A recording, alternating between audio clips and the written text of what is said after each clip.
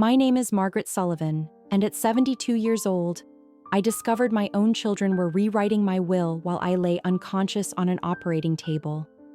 The heart surgery that was supposed to save my life became their opportunity to steal my legacy. But what they didn't know was that I had anticipated their greed years earlier. The looks on their faces when my lawyer stood up in that courtroom and revealed the trap I had set still brings me satisfaction. They thought a vulnerable old woman would be easy prey. They were catastrophically wrong. Before I tell you exactly how I turned the tables on my money-hungry children, let me take you back to where this betrayal truly began. The morning of my surgery started peacefully. I kissed my late husband Harold's photo on my nightstand, made Earl Grey tea, and waited for my children.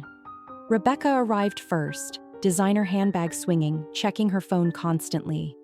"Mother, the driver is waiting," she said, not asking how I felt about the upcoming triple bypass. Thomas pulled up separately in his BMW, complaining about parking fees. Neither noticed my trembling hands as I locked our Victorian house for what might be the last time. What happened during those 5 hours I was under anesthesia would reveal the depths of their greed. While surgeons repaired my heart, my children executed a plan they'd been crafting for months. With fake lawyers and forged documents, they tried to steal everything Harold and I had built over 45 years.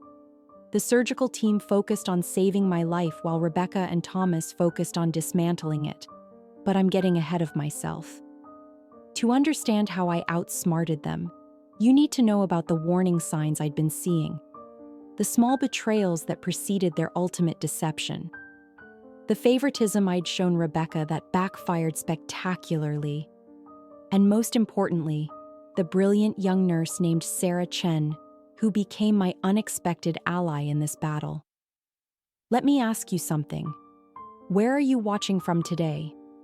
If you've ever had family show their true colors when money was involved, please hit that like button. Trust me, what these two attempted while I was fighting for my life will shock you. But what shocks people more is how this grandmother fought back and won. The story begins 3 years earlier, when Harold died and left me to manage our construction supply business alone. That's when I first noticed the vultures beginning to circle. My children, who'd been distant during Harold's illness, suddenly became very interested in their inheritance. Rebecca started visiting monthly, always with financial emergencies. Thomas developed a sudden fascination with estate law. Looking back, I should have seen it coming. The child you favor often disappoints you most, and Rebecca had been our golden girl. Intelligent, ambitious, everything we thought we wanted in a successor. We paid for her Northwestern MBA, expecting her to take over the family business. Instead, she married Derek Langston, a failed real estate developer with expensive tastes and empty pockets. The signs were there, written in every forced smile at family dinners, every calculated question about my health, every sudden interest in my legal documents. I just chose not to see them until it was almost too late. Almost. I know some of you might think I'm being harsh on my children. After all, family conflicts over inheritance are common. But what would you do if you discovered your own flesh and blood hired criminals to forge your will while you were unconscious? Drop a comment below if you've experienced family betrayal over money. I read every response, and your stories remind me I'm not alone in this painful journey. Before diving into their deception, understand that I wasn't always suspicious. For decades, I was the devoted mother who believed love could overcome any flaw. Harold and I built Sullivan Construction Supply from nothing, working 18-hour days while raising our family. We gave Rebecca and Thomas everything: private schools, college tuition, cars, house down payments. We thought we were building a legacy of family values alongside our business success. But money reveals character, doesn't it? The signs emerged slowly after Harold's death. Rebecca's visits coincided with her husband's latest failed venture.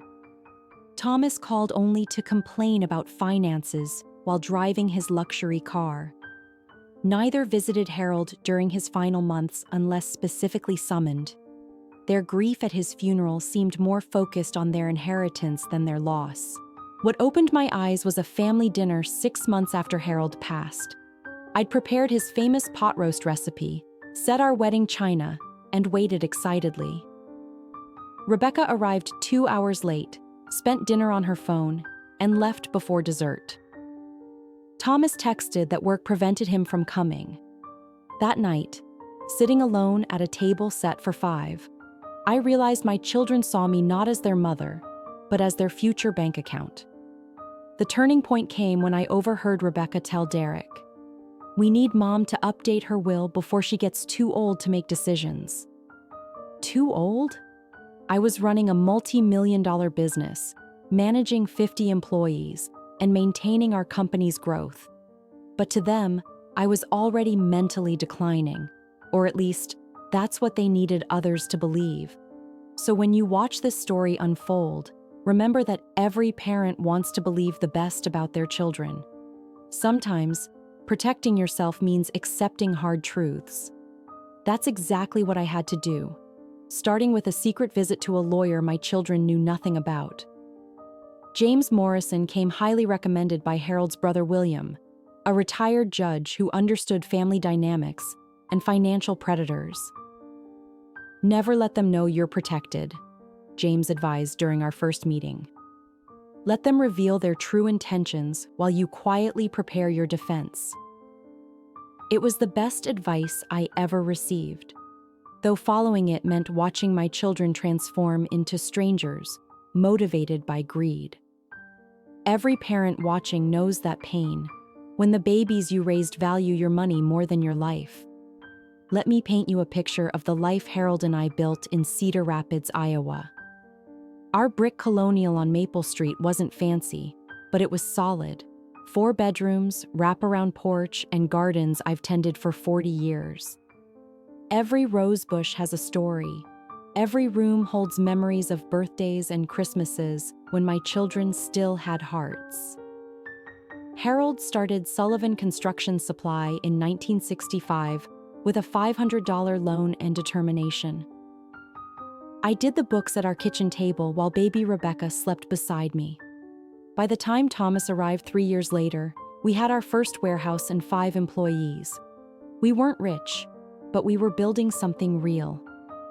Harold had a gift for reading people, knowing which contractors would pay and which would string you along. I handled finances, making every dollar count. We lived modestly, drove cars until they died, vacationed at Lake Okoboji in a rented cabin. But we saved religiously, reinvested profits, and slowly built an empire. By the time Harold got sick 3 years ago, Sullivan Construction Supply was worth $8 million. 50 employees, 3 warehouses, contracts with every major builder in eastern Iowa. Rebecca was our golden child, I'll admit. She had Harold's sharp mind and my attention to detail. At 10, she'd sit with me doing books, asking about profit margins and inventory. We paid for her Northwestern MBA, certain she'd return to run the family business. Instead, she married Derek Langston, a smooth talker with big dreams and no ability to achieve them. Every venture failed. Every investment disappeared. But Rebecca kept funding his fantasies with loans from us. Thomas was different, creative, sensitive, artistic. Harold tried interesting him in the business, but Thomas wanted to be an architect. We supported that too, paying for Iowa State, celebrating when he got his license. But somewhere along the way, he became obsessed with appearing successful rather than being successful. The BMW, the downtown loft, the designer clothes, all financed by credit cards he couldn't afford. When Harold got sick, neither child stepped up. Rebecca was too busy with Derek's latest scheme. Thomas couldn't handle hospitals. I managed the business, cared for Harold, and watched my children check their phones during his final days. calculating their inheritance while their father struggled to breathe. The business thrived because of loyal employees like Dorothy, my office manager of 20 years. The community supported us because Harold treated everyone fairly. We had built something valuable, not just financially, but ethically. A company that mattered to families, that provided good jobs, that contributed to our community's growth. My children saw none of this. They saw only dollar signs where Harold and I had seen responsibility. They never asked about our employees' families, never attended company picnics, never understood that wealth meant obligation. To them, Sullivan Construction Supply was simply their trust fund, waiting to be claimed. The first warning sign came at Harold's funeral. While I sat in the front pew of First Presbyterian, numb with grief, I overheard Rebecca whispering to Derek, "We need to get Mother to update her will soon. Estate taxes could eat up millions." My husband wasn't even buried, and she was already calculating. Thomas wasn't much better. The day after the funeral, he arrived with documents about transition planning. He and Rebecca had prepared without consulting me. Their plan was simple. I would retire immediately. They would co-manage the company, and I'd live on a modest allowance while they controlled everything. "For your own protection," Rebecca explained, patting my hand condescendingly. "Managing all this is too much stress at your age." I was 69, still working full days, sharp enough to catch the calculation errors in Thomas's projections. But I smiled and said I'd think about it. That night, I called Harold's brother, William. "Margaret, you need protection," he said after hearing the situation. "Get a lawyer they don't know about. Document everything." His advice proved invaluable as patterns emerged over the following months. Rebecca visited monthly, always with emergencies requiring money. Derek's latest venture had hit a snag. Could I help with just a small loan? The loans were never small and never repaid. By year 2, she owed nearly $500,000. Thomas was subtler, taking me to lunch before mentioning his financial struggles over dessert, his ex-wife's alimony, his firm's slow promotions, how unfair it was that some inherited wealth while others struggled. Neither child asked about the business operations or the employees who'd worked for us for decades. They never visited the warehouses, never attended meetings, never showed interest in learning the industry. During one visit, Rebecca told Dorothy she'd be restructuring once she took over. Dorothy, who'd helped build our success, called me in tears. The Thanksgiving 2 years after Harold's death revealed their true nature. I cooked for 2 days, preparing Harold's favorites. Rebecca arrived late with her sullen teenagers. Thomas brought Patricia Blackwood, his new girlfriend who happened to work at a law firm. They tag-teamed me about estate planning over dinner. "You should consider a living trust," Rebecca said. "Patricia knows an excellent attorney," Thomas added. They'd clearly rehearsed this conversation. What they didn't know was that I'd already updated my will with James Morrison, my secret attorney in Chicago. I'd also started documenting their behavior. Every loan request, every manipulative conversation, every sign that they valued my money over my life. William had suggested keeping a journal, and it became my salvation. By my 72nd birthday, the mask had completely slipped. Both children forgot to call. Dorothy and the office staff threw me a surprise party. My book club took me to dinner, but my own children couldn't remember the date. When Rebecca finally called 3 days later, she didn't apologize. Instead, she asked if I'd considered their proposal about restructuring ownership. That's when I knew with certainty. They weren't waiting for me to die. They were actively planning for it. The situation deteriorated rapidly after I turned 71. Rebecca started appearing at the office unannounced, telling employees she was preparing for transition and demanding financial records. She'd walk through the warehouses like a new owner, making notes about inefficiencies and redundancies. Dorothy told me Rebecca had promised to modernize by firing long-term employees and outsourcing their jobs. "These people built this company with us," I confronted Rebecca one evening. "Your father promised them job security." She actually laughed. "Mother, this is business, not charity. Sentiment doesn't pay bills." That's when I realized my daughter had inherited nothing of Harold's values, only his business acumen twisted into something cold and calculating. Thomas, meanwhile, had Patricia researching estate law. She'd appear at family dinners asking probing questions disguised as casual conversation. "Margaret, have you considered the tax implications of your current will structure?" she'd ask while passing the potatoes. "Thomas worries about your exposure to estate taxes." Thomas, who hadn't paid his own taxes properly in years, suddenly worried about mine. The pressure intensified when they discovered I'd been making charitable donations.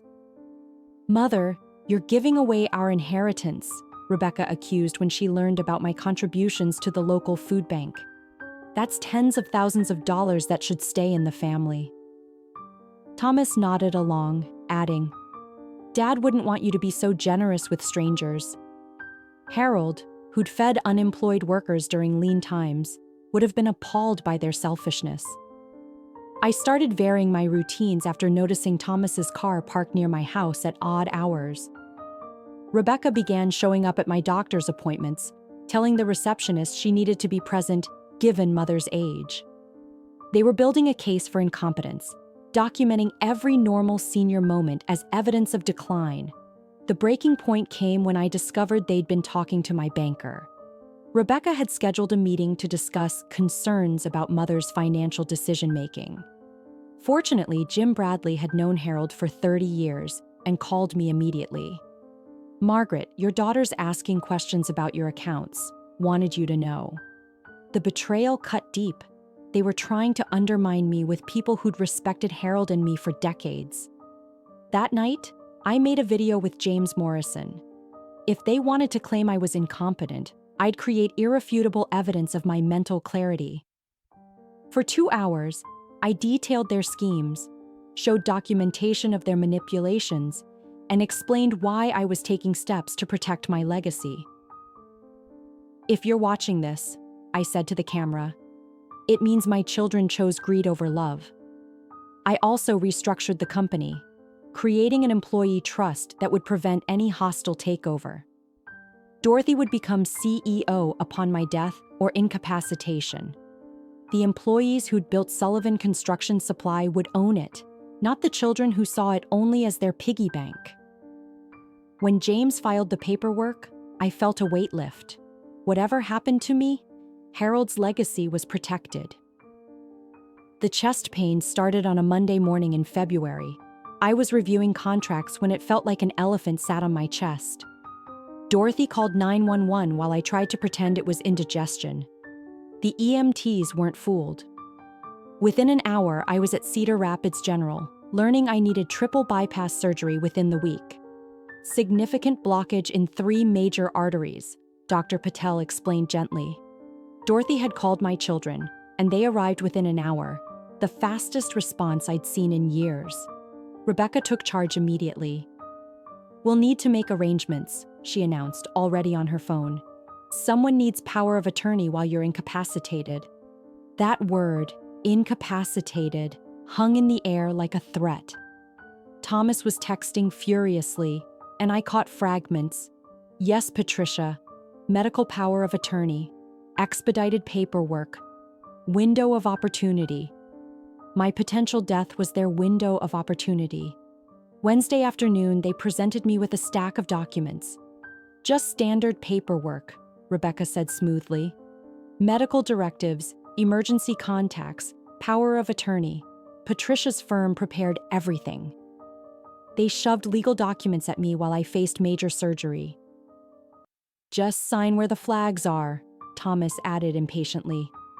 I pretended exhaustion. "After surgery," I mumbled, "too tired now." Their frustration was palpable as they left the papers on my bedside table. That evening, Dorothy snuck in after visiting hours with my reading glasses. Together, we examined every document.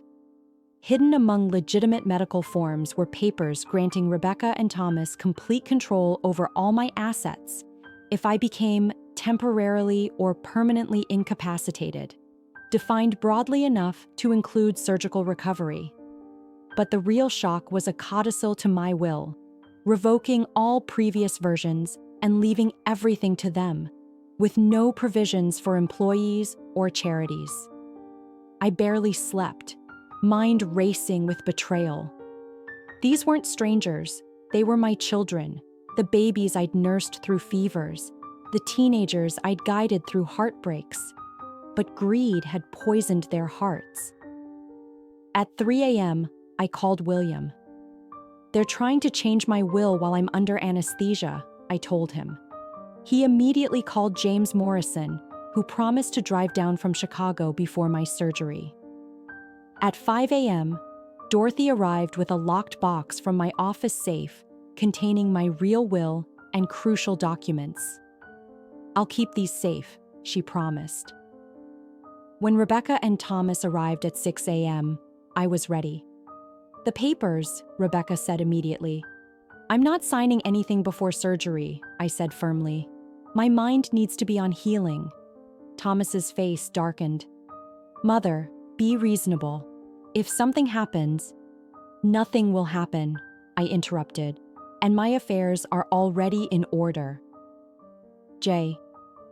James Morrison arrived at 6:45, introducing himself as Harold's friend, without mentioning he was my attorney.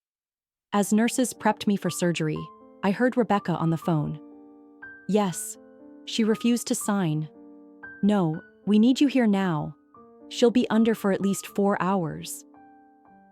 My last conscious thought before the anesthesia took effect was a prayer, not for my surgery, but for James to protect everything Harold and I had built from the vultures circling my bed.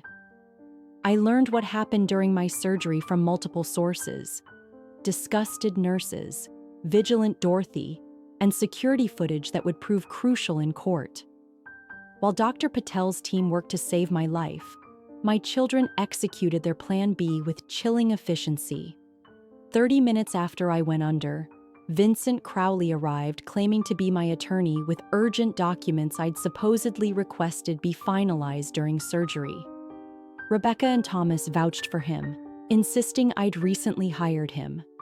Head nurse Bonnie was immediately suspicious. "Mrs. Sullivan was very clear about not signing anything," she told them. But Crowley was smooth, with official-looking paperwork and letterhead. He claimed I'd signed a limited power of attorney for this specific purpose. They were confident, practiced, ready. What they hadn't counted on was Sarah Chen, a young ICU nurse who'd been caring for me all week. She'd overheard my conversations with Dorothy, seen my distress when my children presented their papers. Sarah quietly called security to verify Crowley's credentials, and then did something extraordinary. She called James Morrison using the business card I'd given her, just in case. Meanwhile, Dorothy positioned herself strategically in the waiting room, documenting everything with her phone. She photographed Crowley producing documents, Rebecca and Thomas signing papers with barely concealed excitement. They thought their plan was working perfectly. Crowley had even brought a notary to witness my signature on documents that would supersede my real will. But James Morrison was already in action. He'd contacted the hospital's legal department, filed an emergency injunction, and alerted the Attorney General's office about potential elder fraud in progress. By the time I was in recovery, the wheels of justice were already turning. Sarah later told me about the moment security arrived with hospital administrators and real attorneys. Crowley tried to bluff his way through, but his credentials crumbled under scrutiny. Rebecca turned white as paper. Thomas actually tried to leave, but was stopped by security.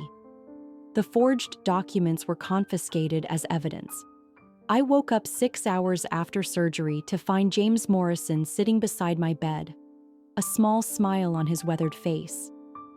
"The surgery went perfectly," he said, and we caught them red-handed. The next few days were a blur of recovery and revelation. While I worked with physical therapists, James built our case. The evidence was overwhelming: forged documents, security footage, witness testimonies. What shocked me most was learning this wasn't impulsive. They'd been planning for months, consulting with Crowley, who turned out to be a con artist specializing in elder fraud, not a real attorney at all. Patricia, Thomas's girlfriend, wasn't just a paralegal, but a disbarred legal consultant still illegally practicing.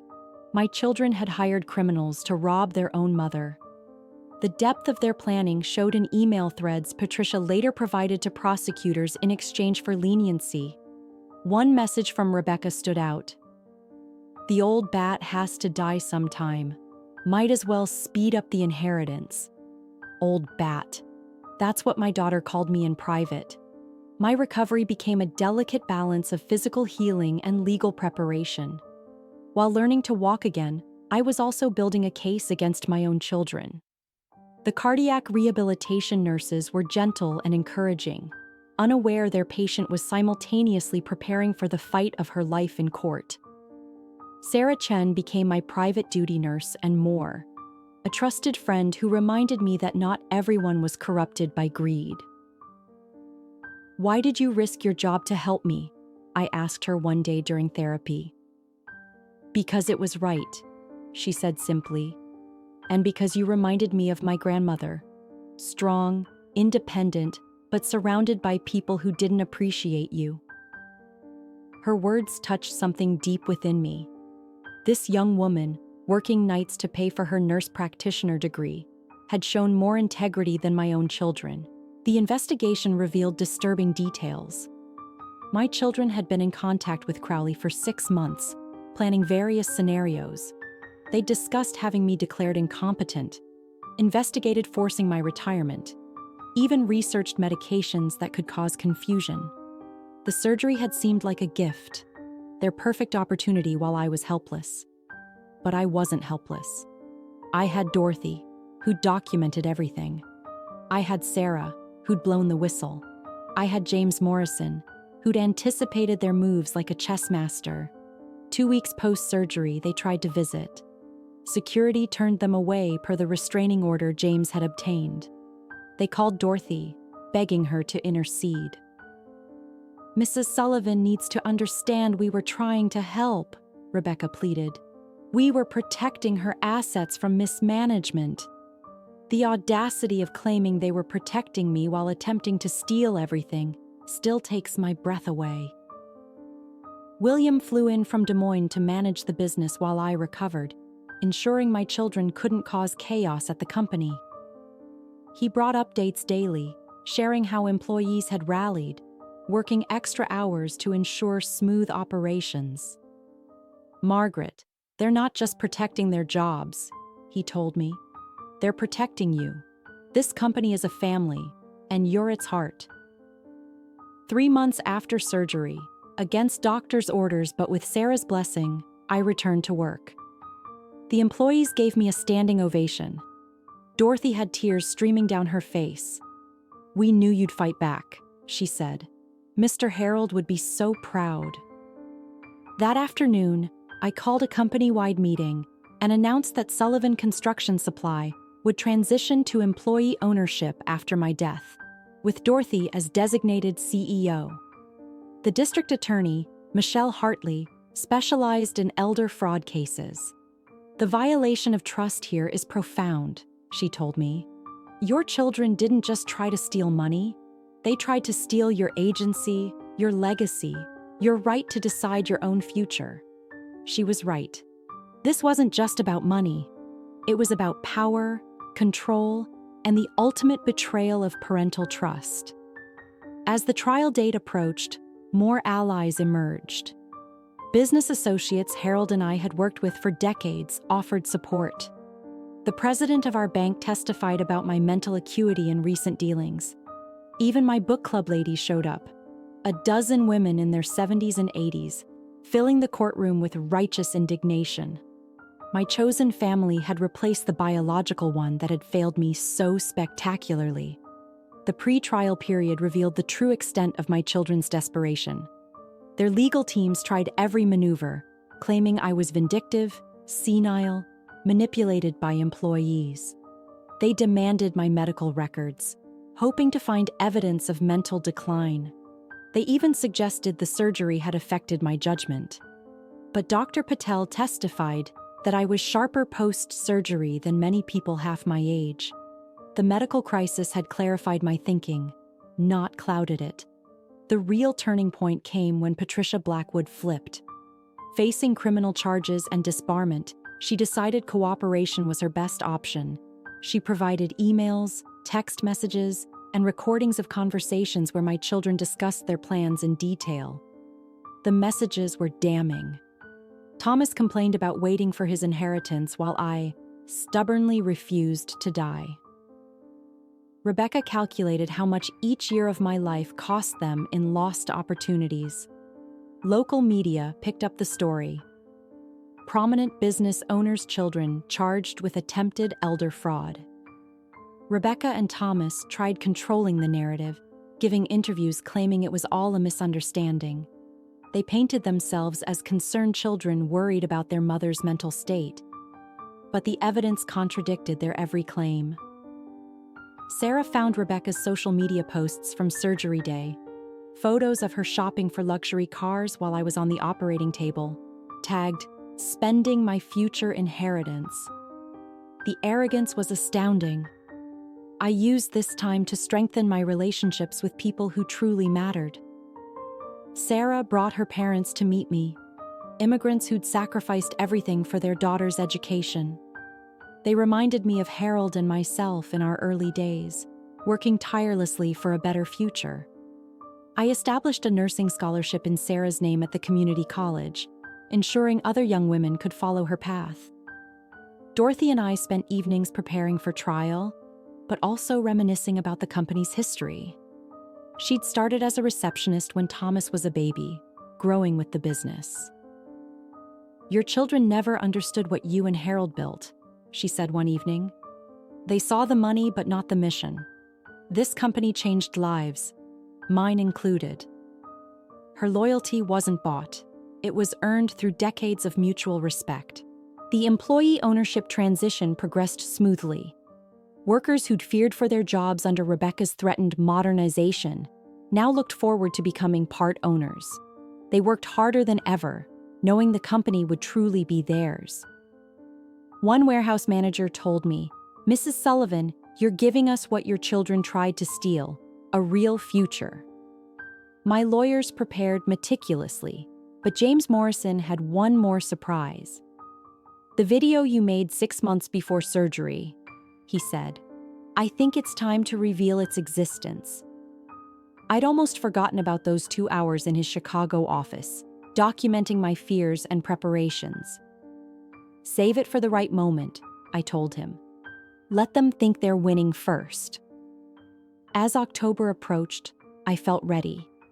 My body had healed, my mind was clear, and my resolve was unshakable. The children who tried to rob me while I lay unconscious would face justice. More importantly, everyone would know the truth about who they really were beneath their respectable facades. The trial began on a crisp October morning, 8 months after my surgery. The courthouse in downtown Cedar Rapids buzzed with activity, local media, business associates, curious citizens who'd followed the story. Rebecca and Thomas sat at the defendant's table with their expensive lawyers, no longer the confident predators who'd circled my hospital bed. They looked diminished, caught, their carefully constructed images crumbling. Prosecutor Michelle Hartley laid out the case methodically. First came the security footage of Crowley arriving with forged documents while I was under anesthesia. The video quality was excellent, showing Rebecca and Thomas greeting him warmly, clearly expecting his arrival. Then came testimony from nurses who'd heard Rebecca discussing my temporary incapacity and their need to act quickly while the window was open. Dorothy took the stand next, presenting her photographic evidence. She'd documented everything. Crowley producing documents, Rebecca and Thomas signing papers, their celebration when they thought the plan had succeeded. Her voice was steady as she described years of watching my children disrespect their parents. They never saw Mrs. Sullivan as their mother, she testified. They saw her as an ATM machine with a countdown timer. When Patricia Blackwood testified for the prosecution, the defense visibly deflated. She detailed months of planning, producing emails where Rebecca called me the obstacle to our future, and Thomas wondered if they could speed things along somehow. She revealed they'd paid Crowley $50,000 up front with promises of more once they gained control of my assets. The jury's faces showed increasing disgust with each revelation. Sarah Chen's testimony brought tears to several jurors' eyes. She described finding me in distress over the papers my children had tried to force me to sign, my fear that they would succeed while I was helpless. Mrs. Sullivan wasn't afraid of dying, Sarah said quietly. She was afraid of her children stealing everything she and her husband had built for their community. Her simple honesty cut through all the legal maneuvering. Dr. Patel testified about my mental clarity before and after surgery.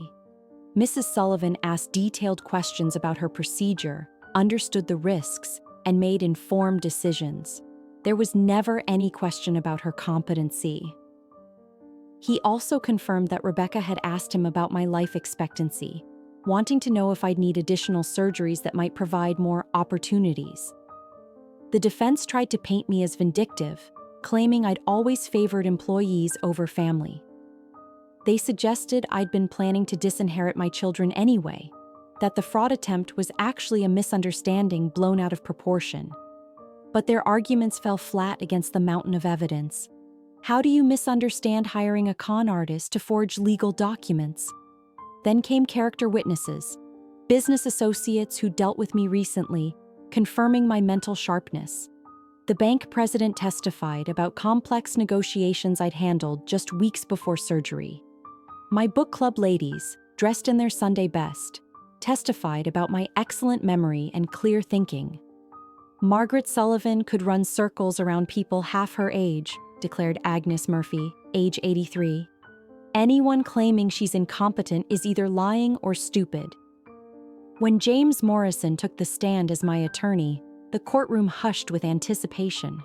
He began with expected testimony about my mental capacity and the legitimate will I'd filed. He confirmed that I'd been planning to transition the company to employee ownership for years, that my children had been informed but had shown no interest in participating. Then Prosecutor Hartley asked about any additional measures I'd taken to protect my estate. James smiled slightly and produced a sealed envelope from his briefcase. 6 months before her surgery, Mrs. Sullivan created what we call a testimony video. She asked that it be played only if someone attempted to wrongfully alter her will or steal her assets while she was incapacitated. The courtroom stirred with curiosity. Even the judge leaned forward with interest. This was new information, kept secret until this crucial moment. The prosecutor set up a screen, and suddenly I was there, sitting in James's Chicago office, looking directly at the camera. "If you're watching this," my recorded self said, "it means someone has tried to steal what Harold and I built. I'm making this recording on August 15th in full possession of my mental faculties, because I've seen troubling signs that my children may attempt to take control of my assets through fraudulent means." The video me detailed specific incidents. Rebecca asking about my will at Harold's funeral, Thomas's sudden interest in estate law, their coordinated pressure campaigns. I presented documents showing patterns of financial manipulation, the loans never repaid, the emotional blackmail disguised as concern. "I love my children," my voice continued, "but I cannot allow them to destroy what Harold and I spent our lives building." I watched Rebecca's face crumble as the video revealed I'd known about her meeting with my banker, about Thomas parking outside my house at odd hours, about their attempts to document my decline. Everything they thought they'd hidden, I'd seen and recorded. The video showed copies of their emails to each other, obtained legally through the company's IT system when they'd used company computers during their visits. Therefore, I have taken the following precautions. Video Me continued. My real will is filed with James Morrison, with copies in 3 separate safety deposit boxes. I've created an irrevocable trust protecting the company and ensuring employee ownership. Most importantly, I've documented every suspicious incident, every manipulative conversation, every sign that my children value my money more than my life. The final blow came at the video's end. If my children are watching this in a courtroom, it means they chose greed over love. In that case, I want them to know, I forgive you, but I will not enable you. The inheritance you sought to steal has already been allocated to people who showed me genuine care. My employees, local charities, and educational foundations. You have received all you will ever receive from me, a lifetime of love, support, and opportunities you squandered. When the video ended, Rebecca was sobbing. Thomas stared at the floor, his face aged 10 years in 10 minutes. Their lawyers requested a recess, but Judge Anderson denied it. The truth was out, and there was no escaping it. The woman they dismissed as an easy mark had outsmarted them completely, anticipating their every move, documenting their greed, and protecting everything that mattered. The jury took less than 2 hours to convict on all counts. The jury delivered guilty verdicts on all counts: attempted elder fraud, forgery, conspiracy. Rebecca and Thomas each received 5 years in prison with 3 years suspended for good behavior. Vincent Crowley got 10 years without suspension. Patricia Blackwood received 2 years and permanent disbarment. As the bailiffs led my children away, neither looked at me. Perhaps that was mercy. I don't know what I would have seen in their eyes. Outside the courthouse, reporters asked how I felt about sending my children to prison. I didn't send them anywhere, I replied. They chose their path when they decided I was worth more dead than alive. The soundbite played on every local news channel, but I meant every word. They had made their choices. I had simply refused to be their victim. 6 months later, Sullivan Construction Supply completed its transition to employee ownership. Dorothy leads with Harold's wisdom and my pragmatism. The company thrives because it's run by people who care about more than profit margins. Sarah finished her nurse practitioner degree debt-free, thanks to the scholarship I established. She still visits weekly, bringing her new husband and baby daughter. I've become the grandmother she never had, and she's become the daughter I should have had. Rebecca and Thomas served 8 months before release to house arrest. They've made no attempt to contact me, wisely respecting the permanent restraining order. I hear Rebecca works as a bookkeeper for a small firm in Des Moines. Thomas tends bar at a downtown hotel. They're learning what honest work feels like, perhaps for the first time. Their inheritance went to people who earned it through loyalty and hard work, not entitlement. I'm 73 now, my heart repaired and strong. I still go to the office 3 days weekly as consultant emeritus, though mostly I drink tea with Dorothy and share stories with young employees. The house on Maple Street hosts book club meetings and Sunday dinners for my chosen family, the people who stood by me when blood relatives tried to tear me down. But here's what I want you to remember. The signs are always there. That uncomfortable feeling when family members ask probing questions about your finances, the sudden interest in your legal documents, the pressure to sign papers you haven't fully read. Trust your instincts. Protect yourself. Document everything. Create your will with an attorney your family doesn't know. Consider recording your intentions. Build relationships with trustworthy professionals. Most importantly, don't wait until you're vulnerable to secure your legacy. I was lucky. I saw the threat coming and prepared. Not everyone gets that chance. If my story resonates with you, please share it. Comment below with your own experiences. I read every single one, and together we can help others avoid these predators, especially when they share our DNA.